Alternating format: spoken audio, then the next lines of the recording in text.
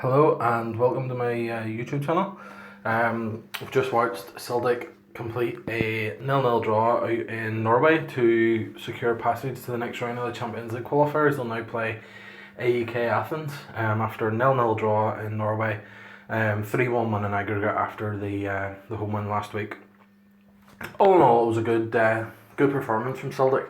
Started off quite well, and then after sort of about 10 or 15 minutes, Rosenborg kind of took more control of the game, but there wasn't that much. Craig Gordon didn't have that many great saves to make. He made a good one at the end of the first half, and then at the end of the second half, Rosenborg scored, but the referee gave a free kick to Celtic, believing that the player had interfered with Gordon. Personally, honestly, I wasn't convinced that there was much of a foul in it. Thought the keeper should have done better. Keeper should have been stronger, but the referee sided with him as they often do, and they got on with it. Probably the big take from the match for me tonight was it was something that I've never really seen from a Brendan Rodgers Celtic side, where they come into the game obviously 3-1 up, and Rodgers' kind of philosophy on defending is if we have the ball, you can't score. And for once, they looked a bit more, like a wee bit more defensively sound, a bit more of a plan in place, to actually sit back and maybe use the speed that Celtic clearly have in the counter attack. So it was quite pleasing to see that the young boys. I thought the two centre backs, Azure and particularly Hendry, and this is second half in particular, just everything that came into the box just seemed to go straight to Hendry's head. He was brilliant. Very, very good performance from him. Still a very young man, still a young player, so there was a lot of encouragement to be taken from that. I thought Gamboa had a great game as well at right back. He was caught a wee bit cold last week, but I thought he played really well tonight, and even the last couple of minutes, he went over and covered at left back whenever Tierney went off. Tierney's obviously a big blow for Celtic. If that injury's serious, we don't know how serious it's going to be. We'll obviously find out. Wee bit further up the pitch, I thought Olivier Ntcham was brilliant again. Very, very good performance from him. Brown McGregor worked hard. Edward, he didn't really get any service. Sinclair worked hard. Forrest worked hard. I thought Forrest maybe could have done a wee bit more. Certainly in the first half, he wasn't. The left back, the guy, the really blonde haired guy, is it Melling, I think his name was, for Rosenborg. He scored the goal in the first leg, and very, very offensive fullback. He was just bombing forward at every opportunity, and a lot of the time Gamboa was left with two men. Because obviously, I think it was maybe Bentner sometimes, and then maybe one of the other forwards at another time.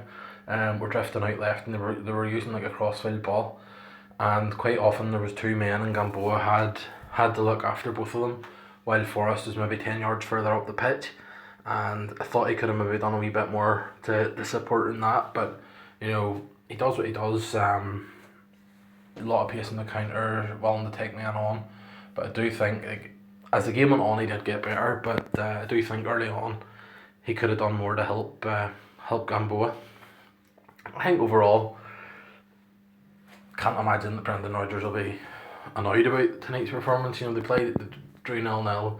They're through to the next round. It wasn't particularly, it wasn't attractive. It wasn't a great watch. But whenever you're progressing in Europe, you don't care. It's you do your good football at home, win the home leg 3-1 in this instance, which obviously meant if Rosenborg score one goal, they only need one more to go through, and it's a real nervy situation you're into then. So I thought it was a good performance, good professional performance, probably the most professional performance I've seen from Celtic in Europe under Rodgers.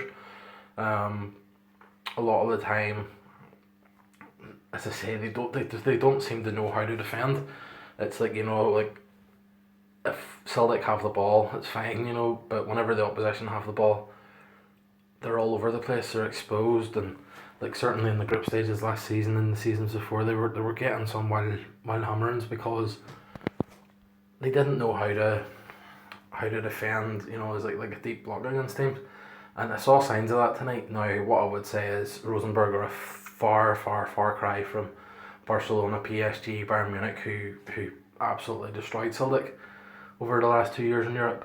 But there were positives. Get that hard work in midfield in front of a couple of the big lads there. Like, you've obviously still a few more to come back in. Lustig's back there, he come on. Boyata will be expected back, whether he stays or not, we'll see. But all in all, a very good night's work, and it's all over to the next game now. AEK Athens. They're going to be a hard game. They had a good record in Europe last year. I think they definitely didn't lose to AC Milan. They played AC Milan in the group stages, and I'm not sure whether it was a win and a draw or 2 wins, but they done well against them. They only lost to Dynamo Kiev, and even then it wasn't a defeat really. It was that they went out and away goals after 2 draws, so they didn't actually lose a match in the Europa League last year. But at the end of the day, the Champions League's where Celtic want to be. It's where Celtic should be. It's where Celtic need to be.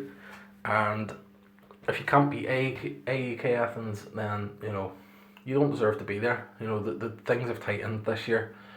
There's only 4 slots for the champions of the other leagues, with the top 4 and the big 4 leagues all qualifying straight into the group stages. So it's harder to get in this season. It's all been tightened up, and if Celtic want to get one of them slots, they have to keep growing. They have to keep growing as a club and growing as a team.